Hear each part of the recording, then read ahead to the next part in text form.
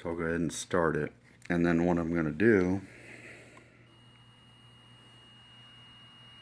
after it starts up and I get it rolling, is I'll put my finger in front of it, and you should be able to hear you'll hear the engines get louder, and at least the second engine will turn on. So if you're pulling a load or going uphill or anything, it'll do all that automatically for you, and that's a really cool feature.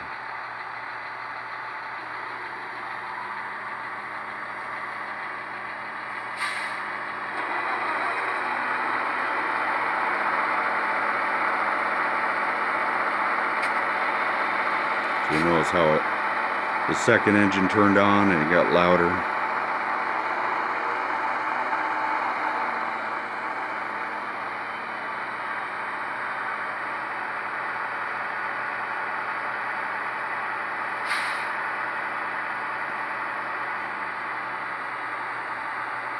And it doesn't take much to calibrate.